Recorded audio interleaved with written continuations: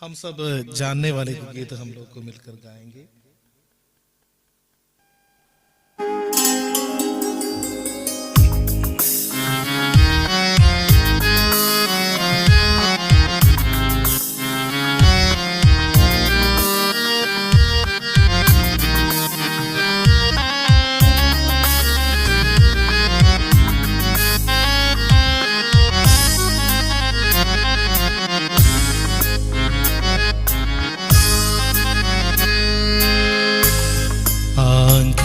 हमारी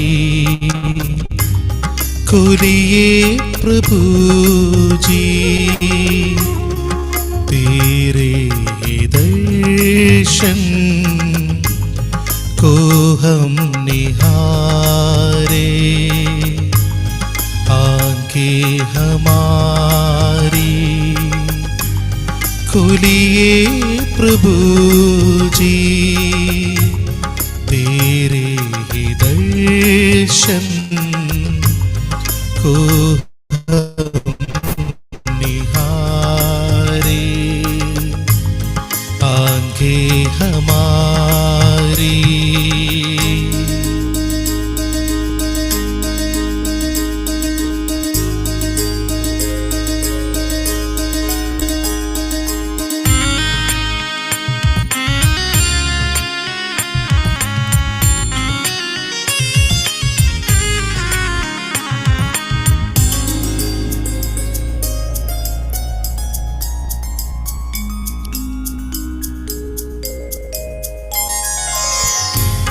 प्यारे प्रभु ने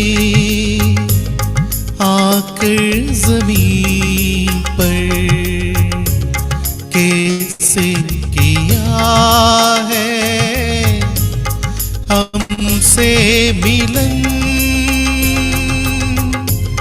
प्यारे प्रभु ने आकर ज़मीन पर कैसे किया है हमसे मिलन। क्या जाने कब हो तुझसे मिलन, क्या जाने कब हो तुझसे मिलन। हमको तू ऐसा प्रतिदिन बढ़ा। आंखें हमारी खोलिए प्रभु जी, तेरे दर्शन को हम निहारे। आंखें हमारी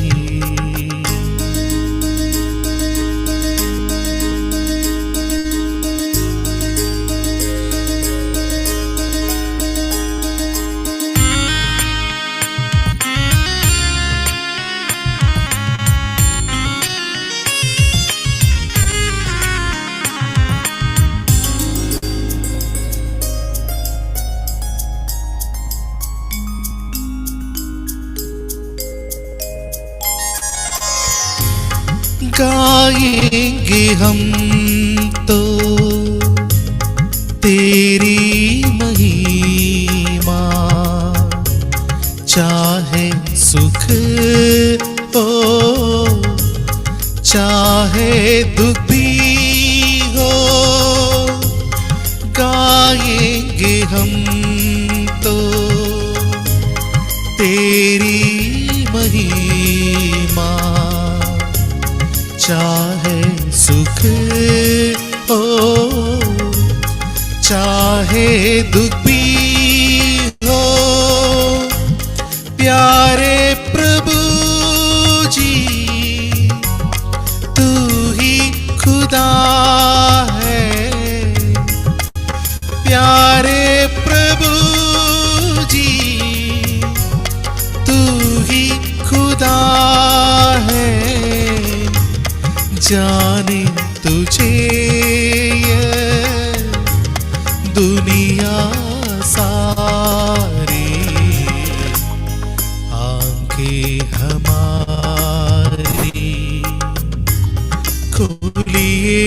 प्रभु जी, तेरे दर्शन को हम निहारे, आंखें हमारी खोलिए प्रभु जी, तेरे दर्शन को हम निहारे, आंखें हमारी।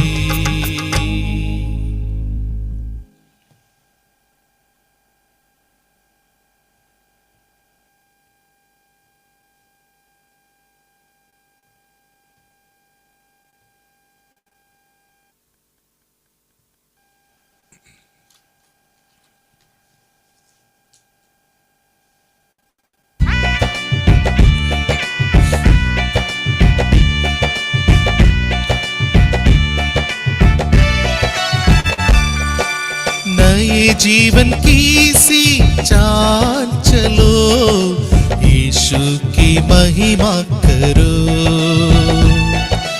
तेरे मेरे जीवन से महिमा करो, यीशु की महिमा करो।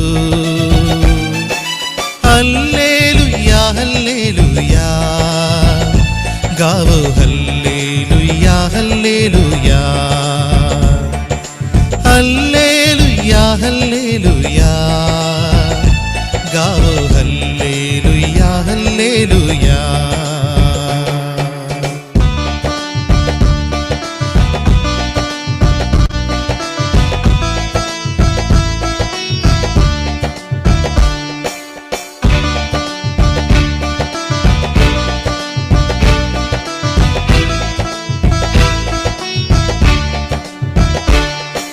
संसार की अभिलाषा त्यागते हुए हम यीशु का पीछा करें, अपना सलीब को लेते हुए हम आगे ही बढ़ते चले। संसार की अभिलाषा त्यागते हुए हम यीशु का पीछा करें, अपना सलीब को लेते हुए हम आगे ही बढ़ते चले। हल्लेलुया हल्लेलुया गाओ, हल्लेलुया हल्लेलुया, हल्लेलुया हल्लेलुया गाओ, हल्लेलुया हल्लेलुया।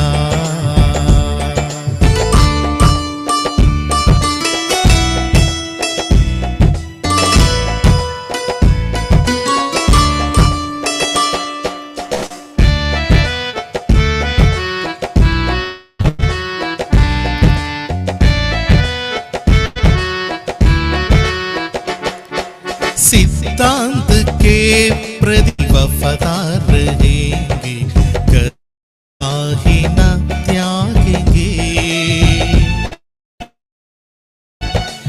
एक दूसरे के अधीन रहेंगे, प्रेम में बने रहेंगे। सिद्धांत के प्रति वफादार रहेंगे, गवाही न त्यागेंगे, एक दूसरे के अधीन रहेंगे, प्रेम में बने रहेंगे। हल्लेलुया हल्लेलुया गाओ, हल्लेलुया हल्लेलुया, हल्लेलुया हल्लेलुया गाओ, हल्लेलुया हल्लेलुया। नए जीवन की सी चाल चलो, यीशु की महिमा करो, तेरे मेरे जीवन से महिमा करो,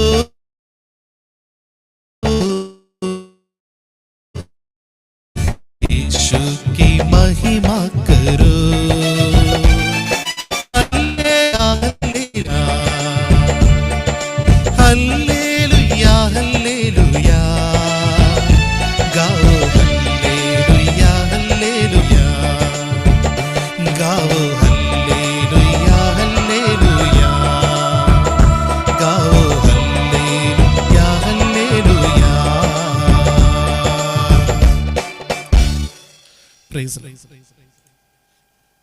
thank you brother for beautiful song, beautiful singing. जो दोबारा जो गाना गाया है वो एक विशेषता है उसको। और वो मेरे छोटे भाई के द्वारा लिखा हुआ है वो, उतना नहीं।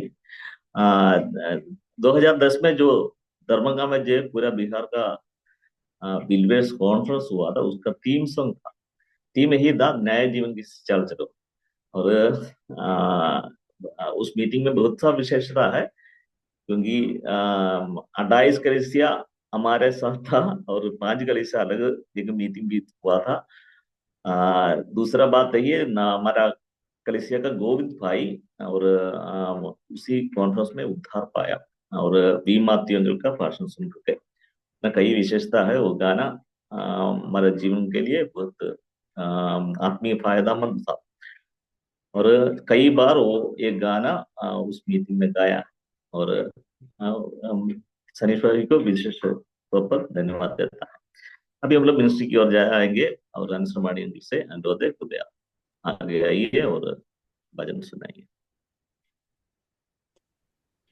सबों को जय मसीह की और प्रभु यीशु मसीह के नाम में मैं धन्यवाद भी देना चाहता हूं दरभंगा कलीसिया की ओर से प्रभु का दास को, और जिन्होंने मुझे इस मंच पर प्रभु का वचन रखने के लिए आमंत्रित किया है। और आए हुए सबों को भी मैं धन्यवाद देना चाहता हूं कि आप लोगों के बिना यहाँ पर प्रभु का वचन बांटना संभव नहीं हो सकता। और धन्यवाद देते हैं कि प्रभु का सहायता हमें अभी तक मिला है।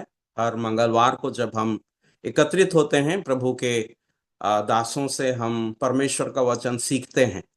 आज हम एक विशेष विषय पर अध्ययन करेंगे और हम प्रभु पर भरोसा करते हुए उस वचन की ओर जाएंगे, अध्ययन की ओर जाएंगे।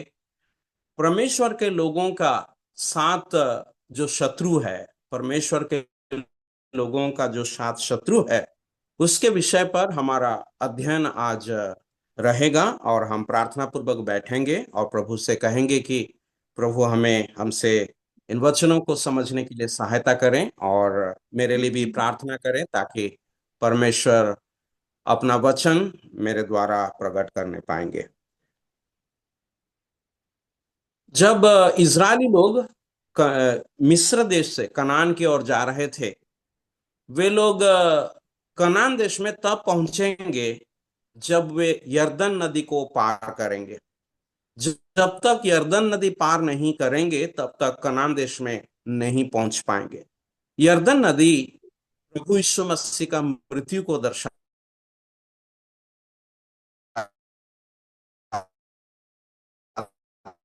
है। जो प्रतिज्ञा का देश है वो विजयी मसीही जीवन को दर्शाता है। तो मसीही जीवन में प्रवेश करने के लिए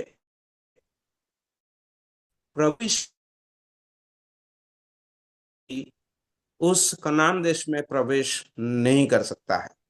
लेकिन परमेश्वर ने यहोशू के पुस्तक 3 अध्याय के उसका 10वीं आयत में इस्राएली लोगों से एक विशेष विषय जानने के लिए वो चाहा।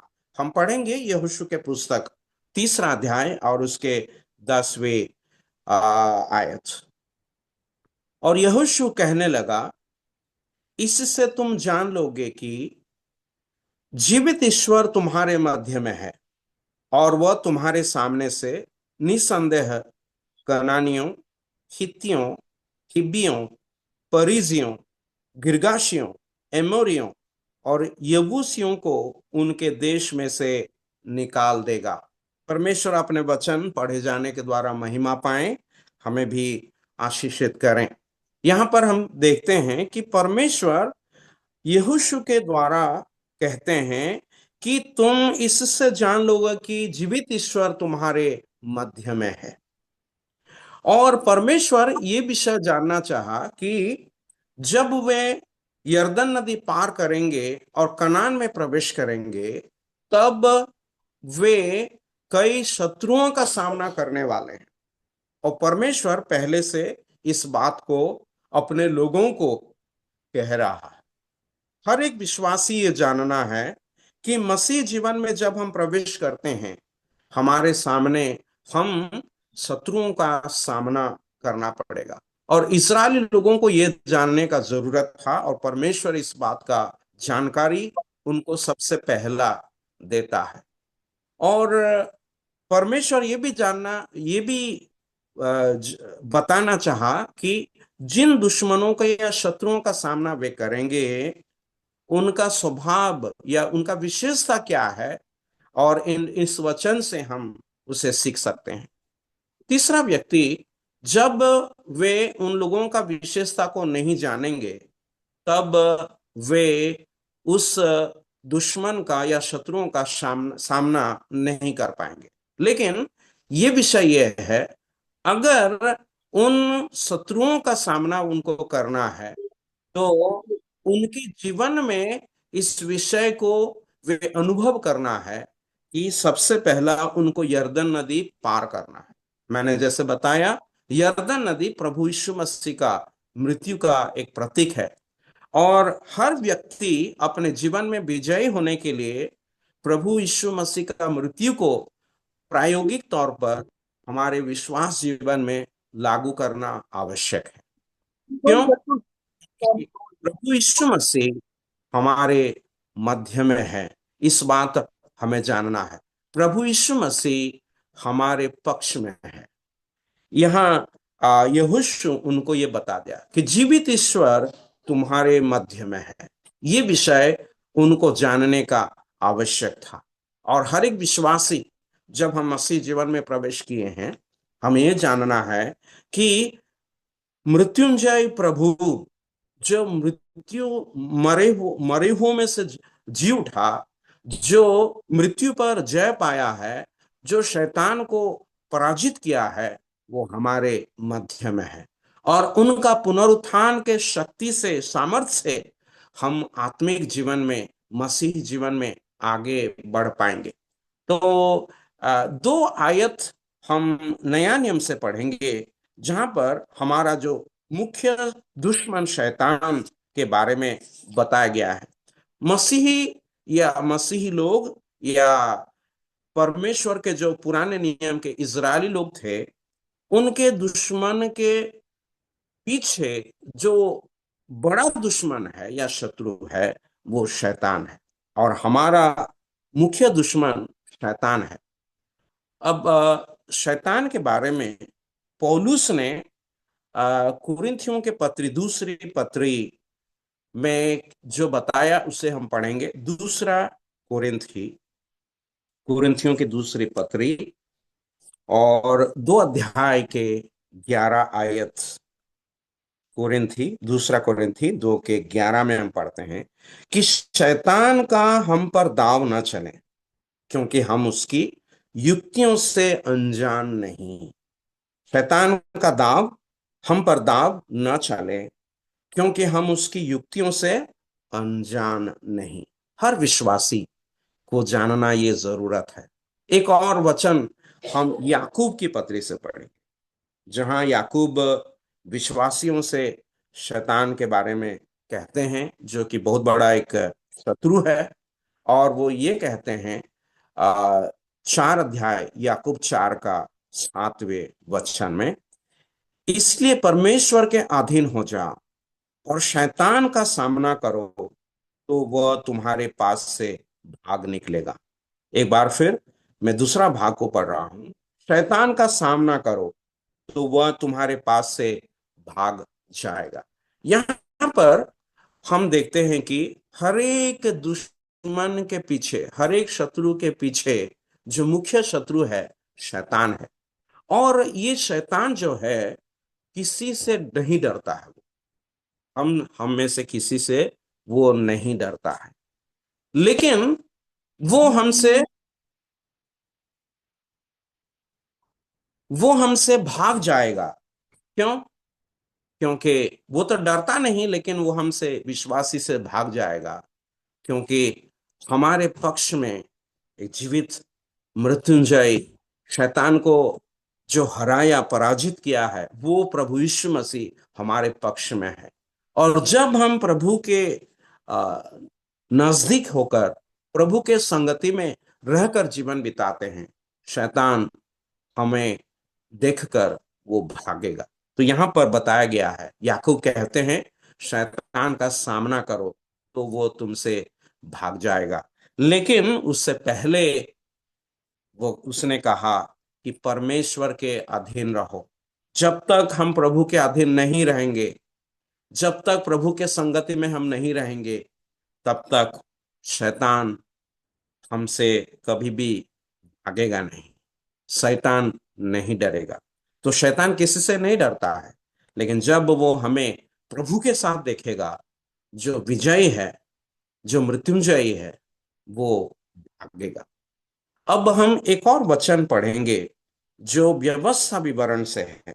व्यवस्था विवरण 7 अध्याय का पहला आयत।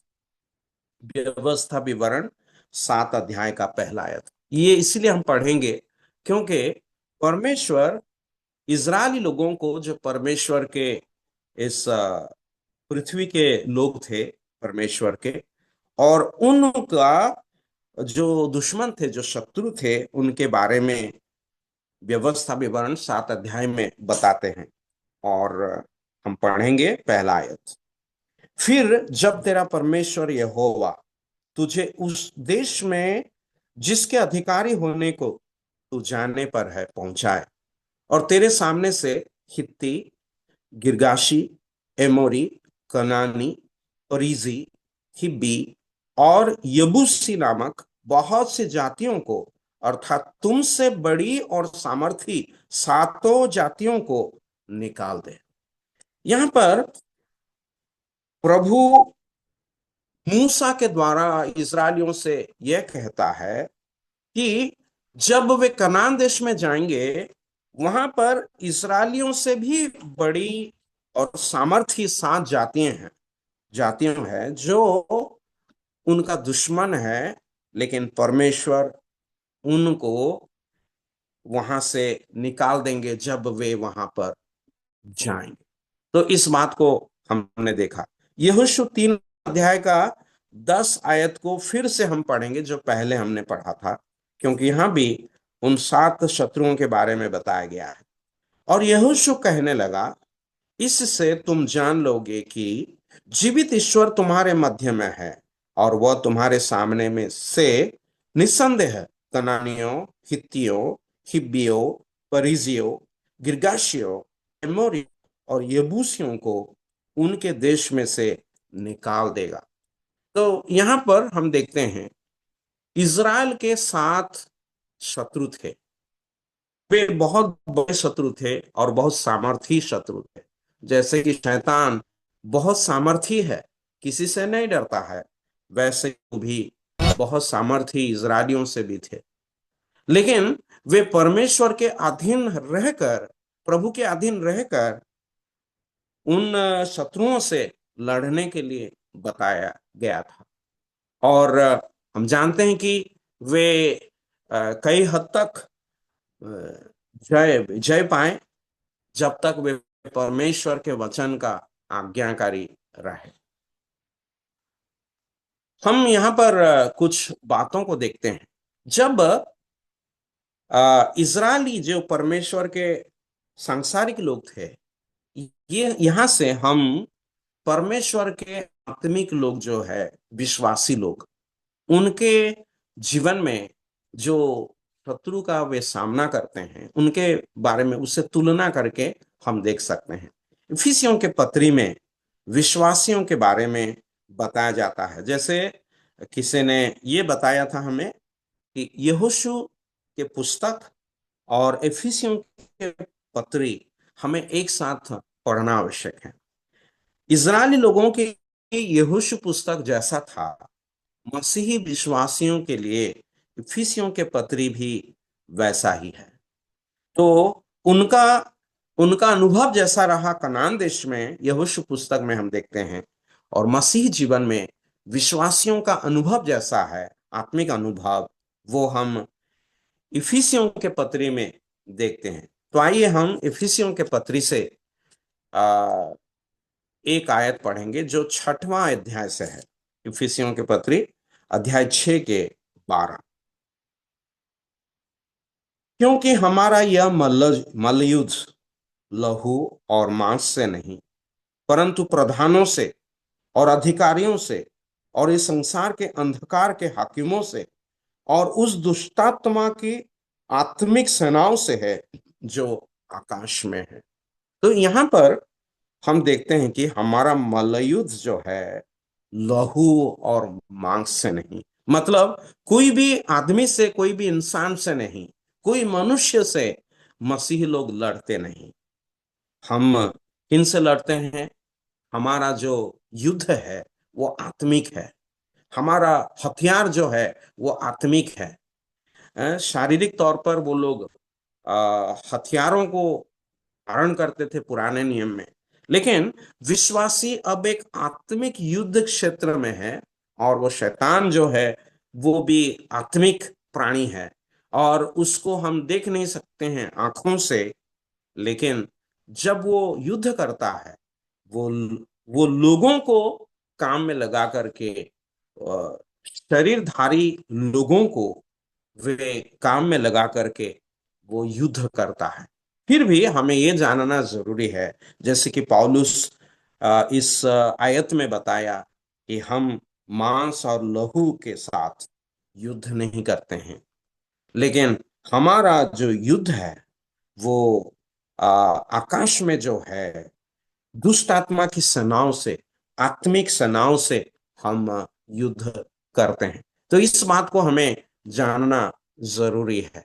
शैतान अपने सेनाओं को, मतलब दुष्ट आत्माओं को, वो अपना काम में लगाता है और उनको हर जगह में वो रखा है जो उनके हुक्म के अनुसार काम करेंगे।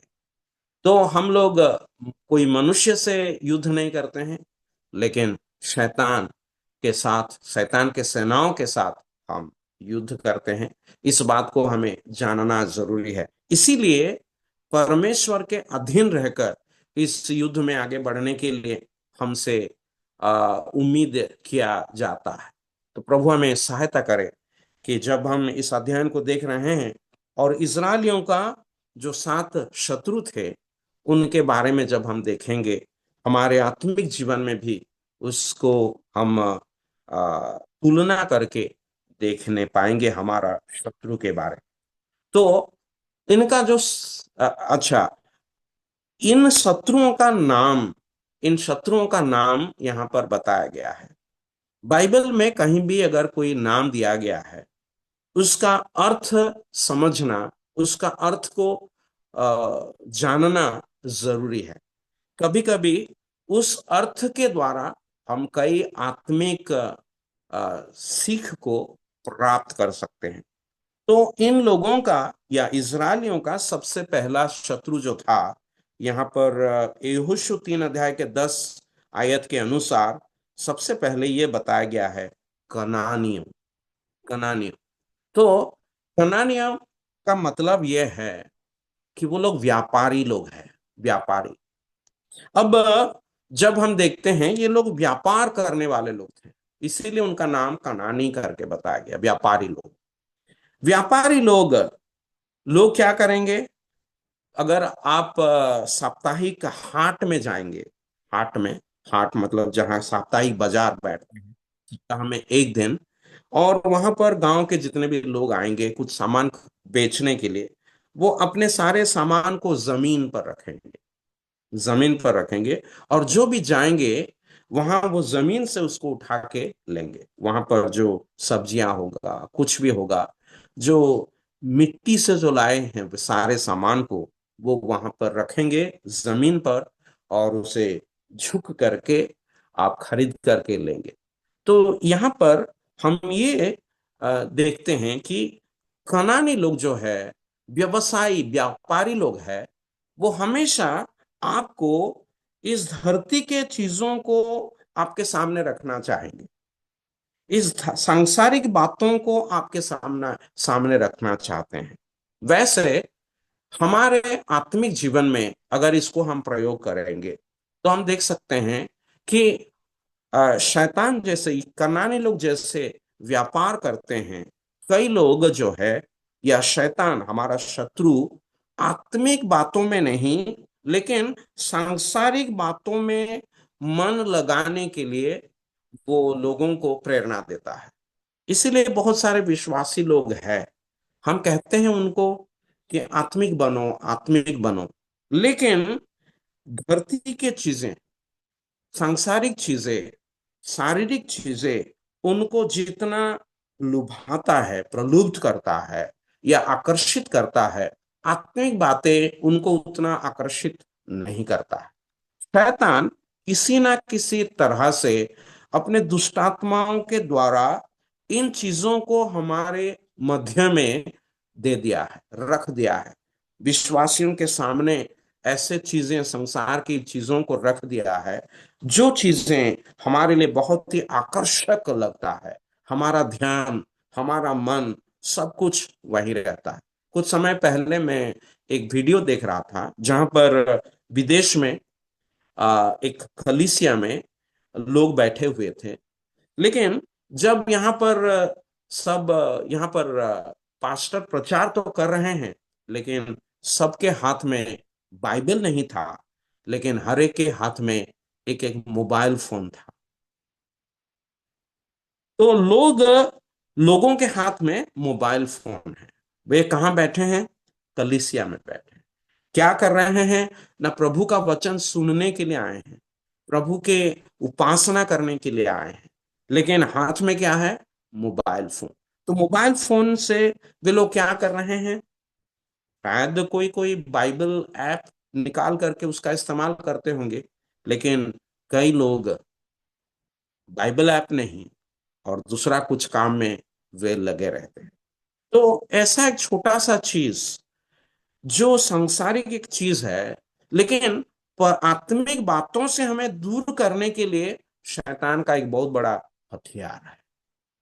और कनानी लोग, ऐसे लोग जो व्यापारी लोग थे, आत्मिक क्षेत्र में हमारे बीच में भी ऐसे कनानी लोग रहे हैं।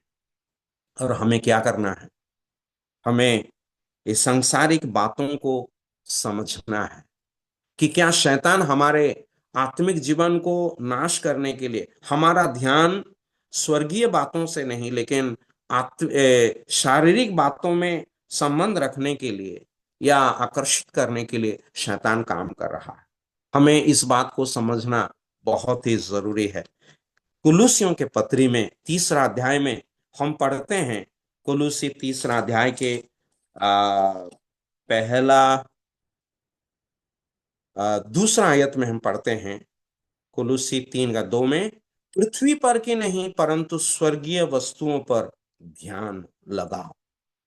हर एक विश्वासी के लिए पौलुस इस बात को कहते हैं कि पृथ्वी पर की वस्तु पर नहीं, लेकिन स्वर्गीय वस्तुओं पर ध्यान लगाओ। और सबसे ज्यादा ध्यान हमारा हमारा प्रभु पर होना आवश्यक है। लेकिन कैसे भी करके आज के दुनिया में हम देखते हैं, आज के समय में हम देखते हैं, विश्वासियों का ध्यान ज्यादातर शारीरिक बातों पर ही रहता है।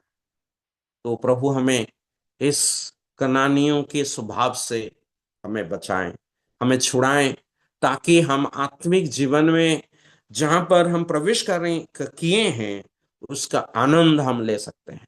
प्रभु हमें सहायता करें कि हम कनानियों को पहचानेंगे हमारे बीच में जो व्यापारी लोग हैं। आत्मिक विषय को, जहाँ व्यापार होता है वहां पर मूलचाल होता है, वहां पर भाव मोल होता है, वहां पर सौदा किया जाता है।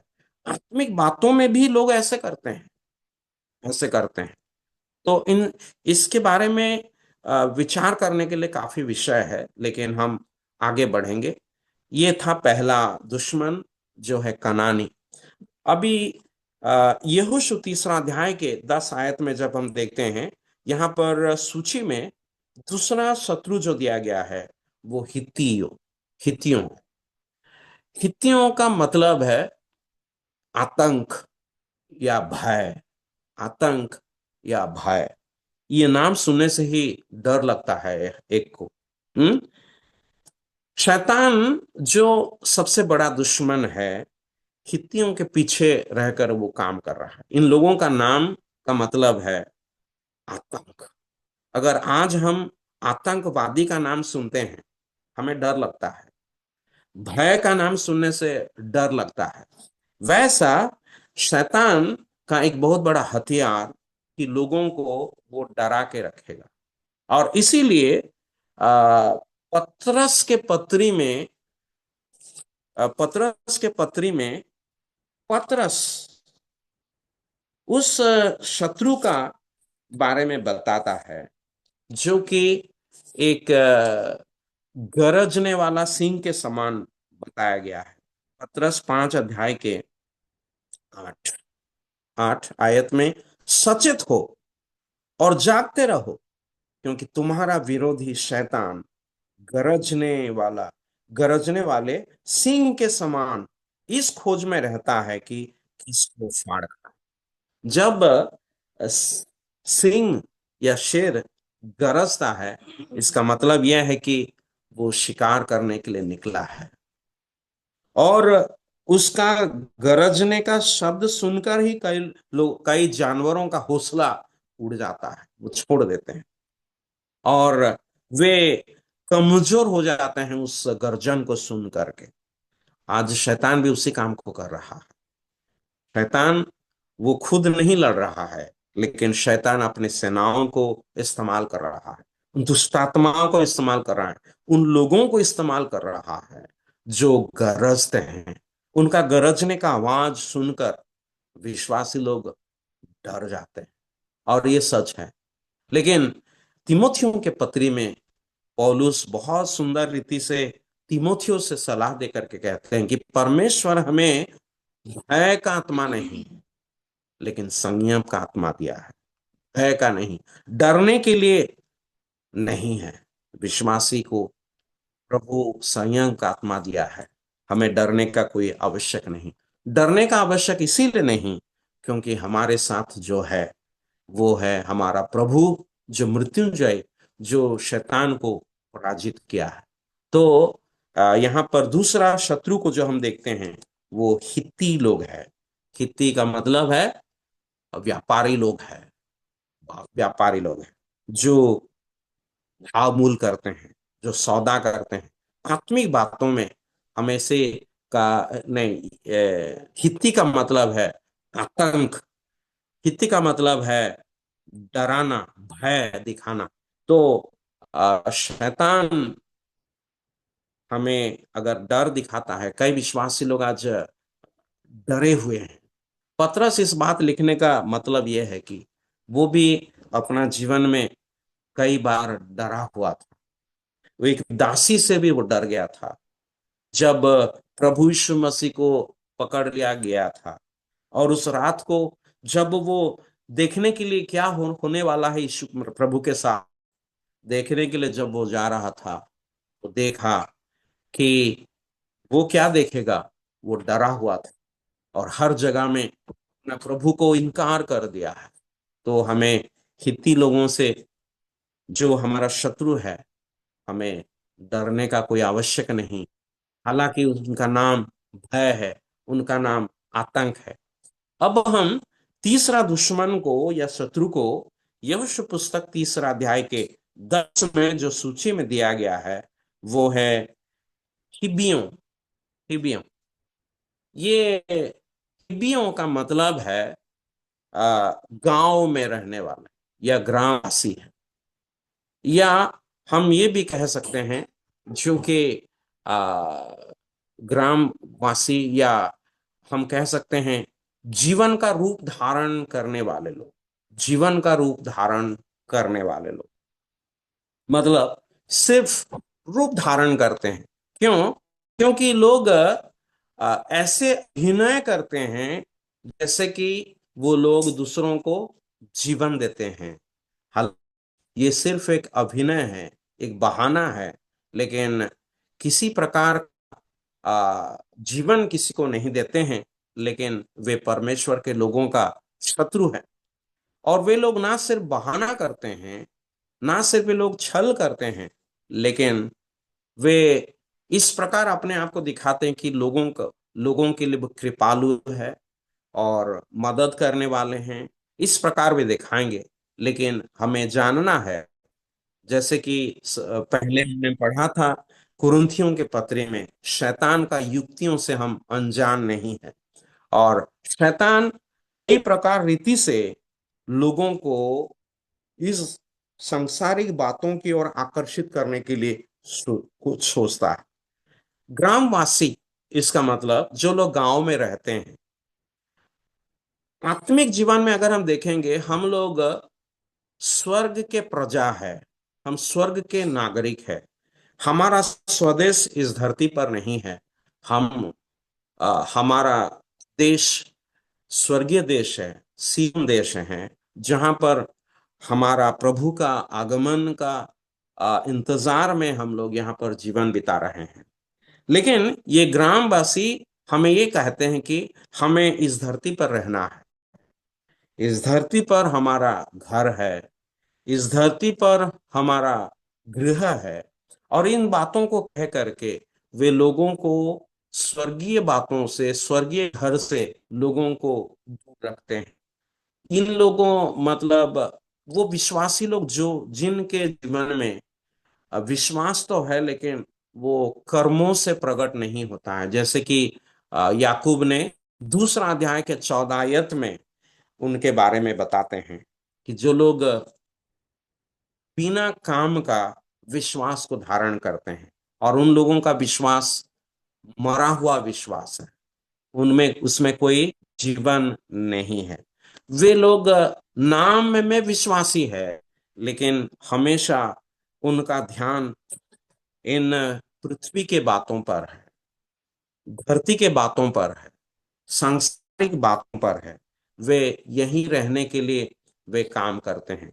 तो ये है तीसरे शत्रु जो हमें इस धरती पर वास करने के बारे में बताते हैं, या यहाँ रहने के लिए हमें वो मजबूर करते हैं। शैतान कई विश्वासियों का आनंद को छीन लिया है, क्योंकि वे प्रभु के द्वारा दिया गया प्रतिज्ञा को वे विश्वास नहीं कर पाते। प्रभु यीशु मसीह जहां स्वर्गीय घर का प्रतिज्ञा दिया है, यूहन्ना 14 अध्याय में, सबसे पहला उस घर का प्रतिज्ञा करने के देने के पहले प्रभु ने कहा, तुम मुझ पर विश्वास करो, परमेश्वर पर विश्वास। इस बात को प्रभु ने यूहन्ना 14 अध्याय के दूसरा आयत में कहते हैं। और तीसरा आयत में वो पिता के घर के बारे में बताते हैं। मतलब स्वर्गीय घर के बारे में बताने के पहले प्रभु विश्वास के बारे में कहते हैं। तो हमारा विश्वास हाँ प्रभु पर है या इस संसार पर है। तो शैतान किसी भी रीति से विश्वासियों का विश्वास को छीन लेना चाहता है, या उनके आनंद को, खुशी को छीन लेना चाहता है। और हमें सावधान होना जरूरी है कि ऐसी शत्रुओं को इजरायली लोग जैसे कनान देश में सामना करने वाले थे, वैसे हमारे आत्मिक जीवन में भी, मसीह जीवन में भी इन शत्रुओं का स्वभाव को हम देख सकते हैं। अब यहोशू के तीसरा अध्याय के 10वें आयत में हमारा चौथा शत्रु जो है वो है परिजियो, द पेरिजाइट्स। ये परिजियों का मतलब है, परिजियों का मतलब किसी ने इस प्रकार कहा है, वे लोग अवैध निवासी है। अवैध निवासी अर्थात अनधिकृत किसी और के भूमि पर खेती करने वाले लोग हैं। तो यहां पर हम देख सकते हैं परिजीय लोग, ये लोग हमेशा इस धरती के बातों पर ही ध्यान देते हैं। वे लोग इनके बारे में हम यहोशू 17 अध्याय के 15 में पढ़ते हैं, जहां की रपाइयों के साथ इनका मेल को या इनका जुड़ा होना हम देख सकते हैं। यहाँ पर हम ये देख सकते हैं कि परिजियों के साथ शैतान का व्यक्तित्व को हम देख सकते हैं, जहां पर प्रभु यीशु मसीह ने दूसरा कुरिन्थी के 10 अध्याय में इस बात को पौलुस के द्वारा बताते हैं। दूसरा कुरिन्थी 10 अध्याय के 4 और 5 में अगर हम पढ़ेंगे दूसरा कुरिन्थी अध्याय 10 और उसका आयतें 4 और 5 में, क्योंकि हमारी लड़ाई के हथियार शारीरिक नहीं पर गढ़ों को ढा देने के लिए परमेश्वर के द्वारा सामर्थ्य है। इसलिए हम कल्पनाओं का और हर एक ऊंची बात का जो परमेश्वर की पहचान के विरोध में उठती है खंडन करते हैं और हर एक भावना को कैद करके मसीह का आज्ञाकारी बना देते हैं।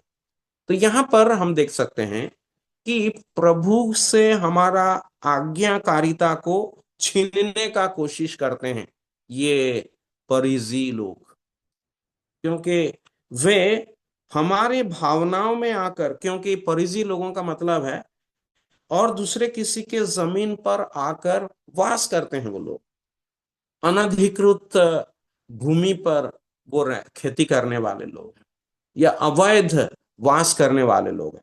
तो हमारे मन में जब जो मन हम प्रभु को दे दिए हैं, हिंदी में एक सुंदर गीत है, मैंने अपना मन यीशु को दे दिया है।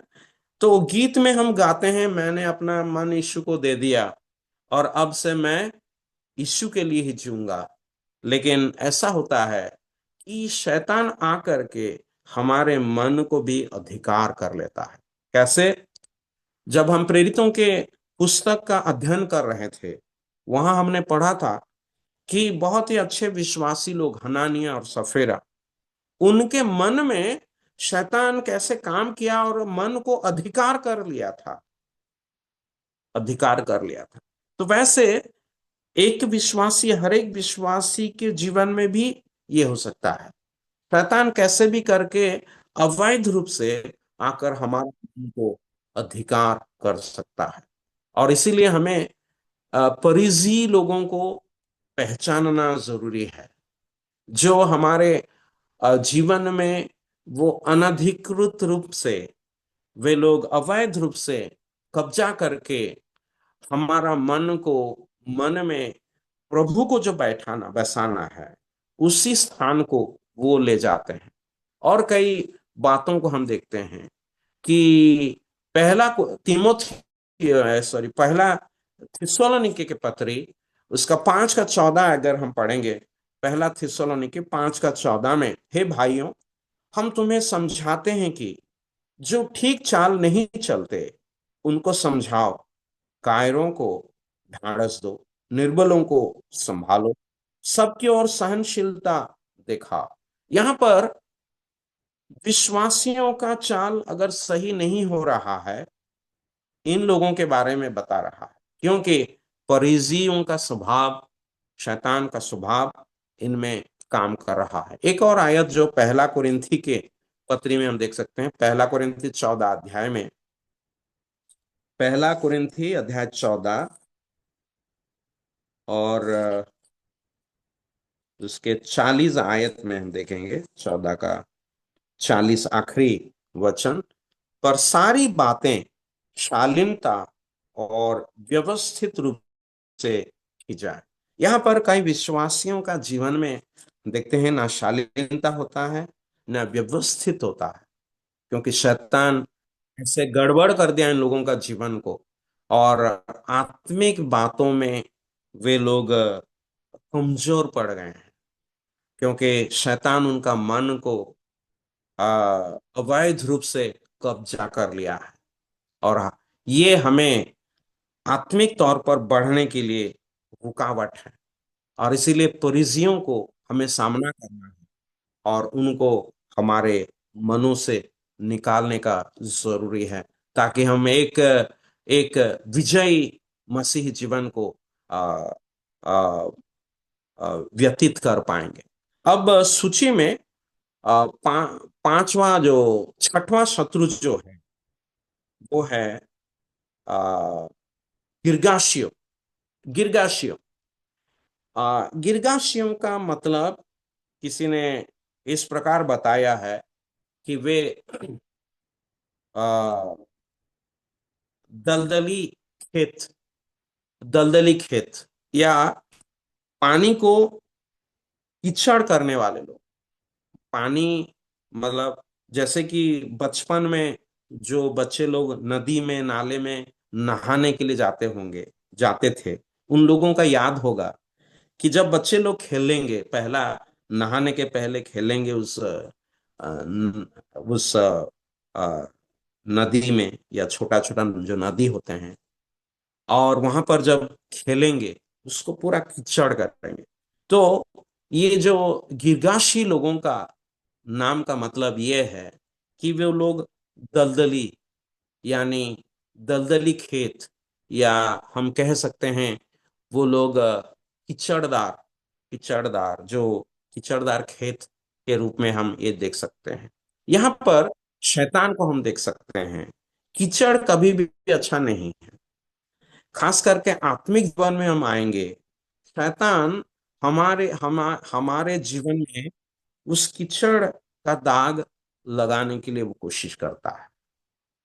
अगर हम अच्छे कपड़े पहने हैं और वहां पर थोड़ा सा एक छोटा सा दाग लग जाएगा कीचड़, तो क्या करेंगे हम? तुरंत उसे बदलना पड़ेगा। तो शैतान यही काम कर रहा है। गिरगाशियों को इन इजरायली लोग जैसे सामना करना था कनान देश में, वैसे मसीही विश्वासी लोग इन गिरगाशियों का सामना हर रोज करना पड़ेगा या पड़ रहा है। और हमें इन जो हमारे जीवन में ऐसे कीचड़ लाते हैं, ऐसे गंदगी लाते हैं, और उन लोगों को हमें पहचानना है। जिन जिन बातें हमारे जीवन को कलुषित करता है, दूषित करता है, अशुद्ध करता है, ऐसे चीजों को हमें समझने का आवश्यक है।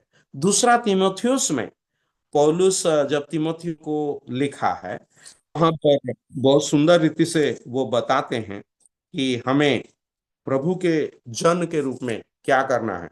दूसरा तीमुथियुस दूसरा अध्याय के 19 आयत में हम पढ़ते हैं, क्योंकि परमेश्वर की पक्की नींव बनी रहती है और उस पर यह छाप लगी है, प्रभु अपनों को पहचानता है।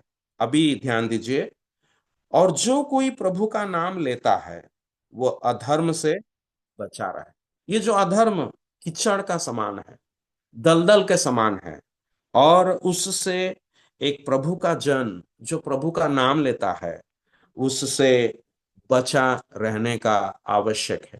पहला यूहन्ना 3:3 हम अक्सर पढ़ते हैं, जहां पर मसीही विश्वासी का आशा के बारे में बताया गया है, और उस मसीह विश्वास का आशा के साथ एक विशेष विषय बताया गया है।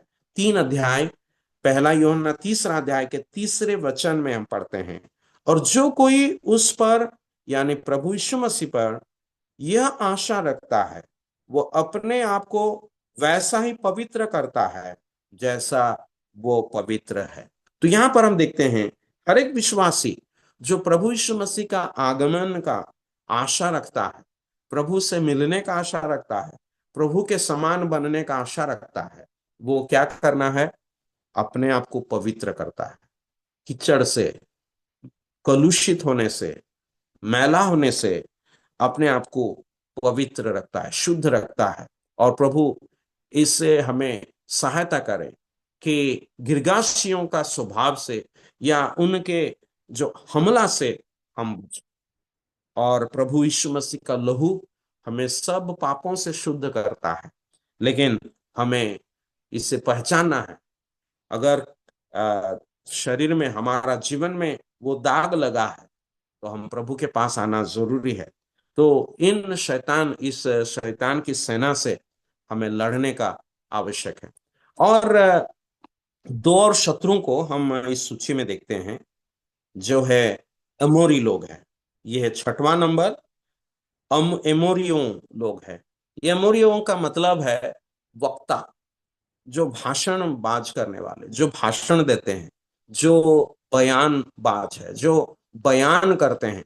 कुछ प्रोग्राम में ऐसे लोगों को रखा जाता है प्रोग्राम को संचालन करने के लिए, अच्छे बोल सकते हैं, जो बातों को अच्छी रीति से उपस्थापित कर सकते हैं, लोगों के सामने रख सकते हैं। और अमोरियों का मतलब वही है, जो बयानबाज है, जो वक्ता है, मतलब जो बोलने से लोगों को और भी सुनने के लिए इच्छा होगा, तो ऐसे लोग हैं। मतलब और इन लोगों का एक और मतलब है या अर्थ है, उसको कहेंगे कि हम्म, पहाड़ पहाड़ पर निवास करने वाले। हम्म, पहाड़ पर निवास करने वाले लोग। तो यहाँ पर हम देख सकते हैं, सबसे पहला, शैतान एक बहुत बड़ा वक्ता है। शैतान वो अ, वक्ता है, मतलब शैतान जितना अच्छा से बोल सकता है, शायद कोई इसे अच्छा से नहीं बोल सकता। हम उत्पत्ति पुस्तक में आते हैं, पहला मनुष्य, पहला नर और नारी परमेश्वर का आवाज को सुना था, परमेश्वर का बातों को सुना था, लेकिन वहां पर शैतान भी आता है, और शैतान आकर के उनको जो कुछ कहा, वे लोग उसमें आकर्षित हो जाते हैं। शैतान बहुत एक अच्छा भाषणबाज है, वो अच्छा भाषण दे सकता है। तो शैतान, ये अमोरी लोगों से चित्र को हम देख सकते हैं। शैतान अ, ऐसे कह करके, अच्छा बातों को कह करके सत्य से लोगों को दूर करने का काम है। जैसे हवा को उसने कहा, और परमेश्वर ने जो सत्य बताया था, उस सत्य से उसे अलग कर दिया, भटका दिया। तो शैतान का काम वही है कि, और सत्य से जब हम भटक जाते हैं, हमारा जीवन का व्यवहार, हमारा आचरण, हमारा आ, सब कुछ गड़बड़ हो जाता है। और जैसे पौलुस कहते हैं अन्य जातियों के बारे में, जो लोग अविश्वासी है, जो लोग प्रभु को नहीं मानते हैं, उन लोगों का चाल चलन कैसा है। इफिसियों के पत्री 5 अध्याय में वो इस प्रकार कहते हैं। इफिसियों के पत्री 5 अध्याय से मैं इन वचनों को आपके लिए पढ़ूंगा। इफिसियों के पत्री 5 अध्याय 3 से लेकर 4 तक के आयतों को मैं पढ़ रहा हूं। जैसा पवित्र लोगों के योग्य है, वैसा तुम में व्यभिचार और किसी प्रकार के अशुद्ध काम या लोभ की चर्चा तक ना हो, और ना निर्लजता, ना मूढ़ता की बातचीत की, देखिए, निर्लजता की बात और मूढ़ता की बात, ना ठट्ठे की बात, क्योंकि ये बातें शोभा नहीं देती। मतलब शैतान बहुत अच्छा वक्ता है, भाषण देने वाला है, लेकिन विश्वासियों को सच्चाई से वो भटका कर उनको कैसे कैसे बात करने के लिए वो प्रेरणा देता है। निर्लज्जता की बात, मूढ़ता की बात और ठट्ठे की बात, और ऐसे बातों को वो सिखाता है। लेकिन एक विश्वासी के लिए सब शोभा नहीं देती। लेकिन विश्वासी को क्या शोभा देगी? वरन धन्यवाद ही सुना जाए, धन्यवाद। तो यहां पर हम देख सकते हैं पौलुस बहुत ही अच्छी रीति से इस बात को इफिसियों के विश्वासियों के सामने वो रखते हैं।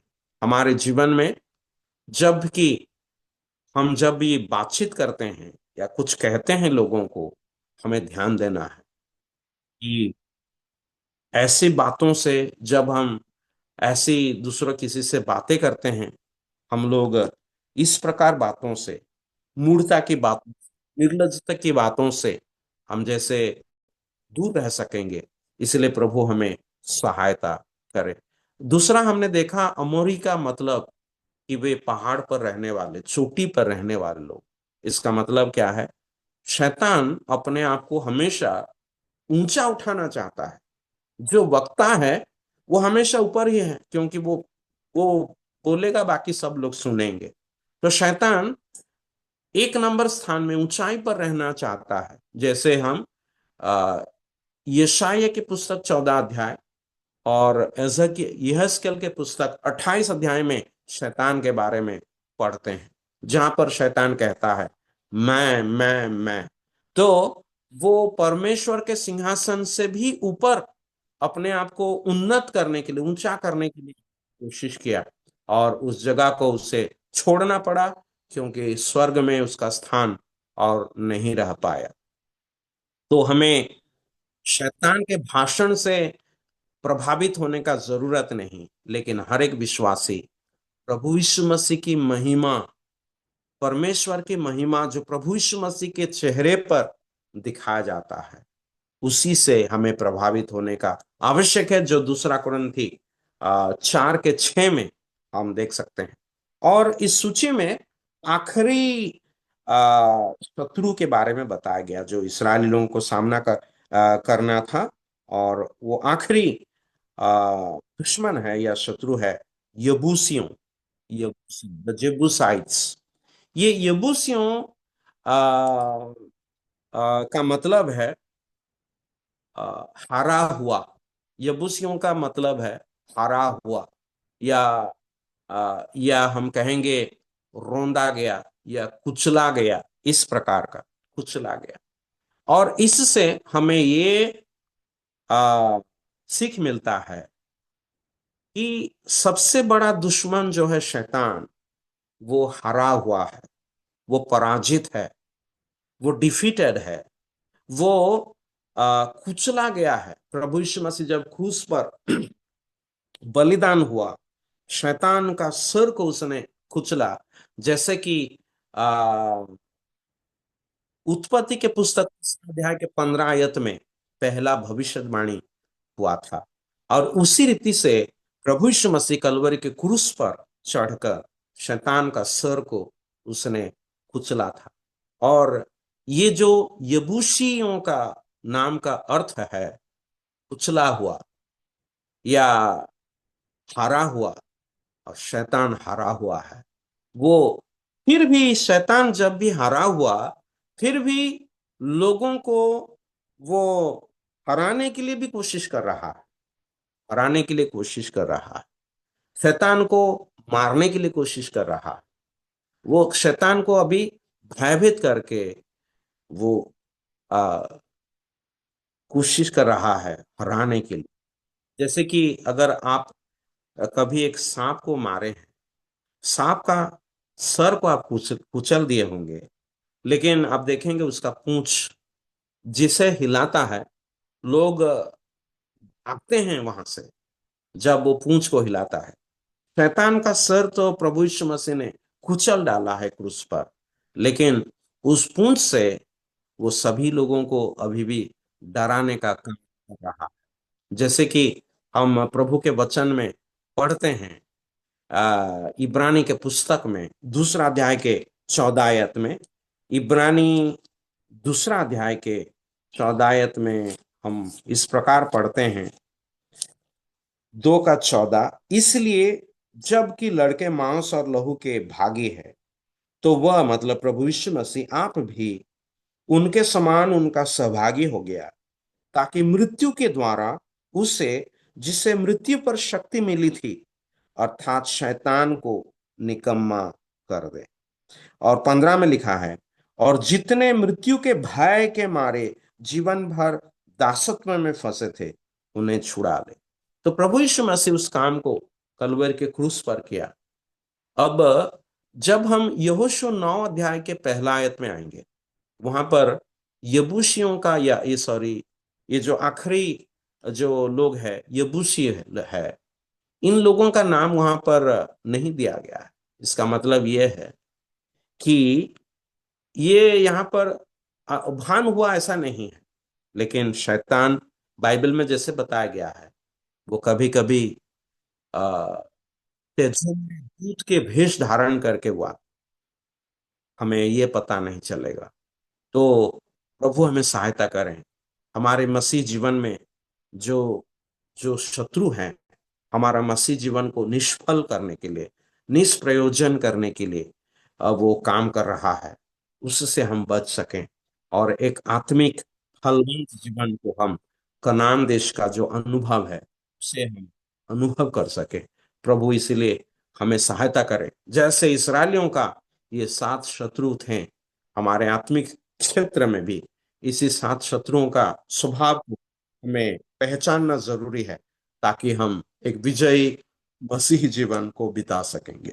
प्रभु हम सबों को आशीषित करें। सुनने के लिए बहुत बहुत धन्यवाद। Thank you.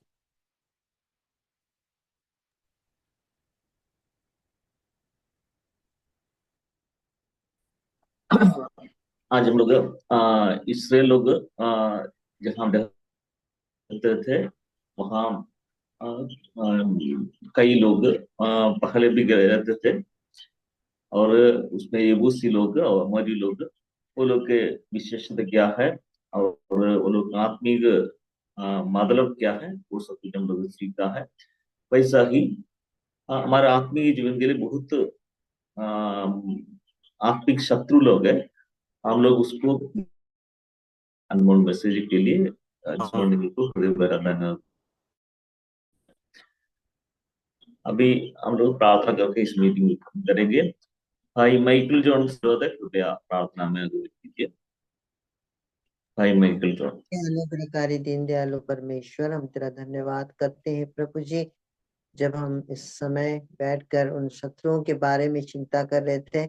शैतान विभिन्न तरीके से हमें डराने के लिए, हमके धमकाने के लिए और हमें तुझसे दूर करने के लिए कोशिश करता है प्रभु जी, लेकिन आप सर्वशक्तिमान परमेश्वर हैं, आपके पक्ष में कोई भी कार्य असंभव पर नहीं है प्रभु जी। और उन शत्रुओं को पहचान कर विश्वास जीवन में आगे बढ़ने के लिए तो हमारी सहायता कीजिए। दरभंगा असेंबली के प्रत्येक विश्वासियों के जीवन में विजय हासिल पाने के लिए प्रभु आप सहायता एवं मदद कीजिए। भाई अनुशन पाणी जो कि वक्ता के रूप में आज आए थे, उन्हें हम तेरे हाथों में सौंपते, उनके परिवार एक जीवन में तो अपना अनुग्रह एवं आशीष का हाथ रखे प्रभु जी। इस छोटी सी विनती को तेरे प्रिय पुत्र उद्धार करता प्रभु यीशु मसीह के नाम से मांगते हैं, आमीन। आमीन।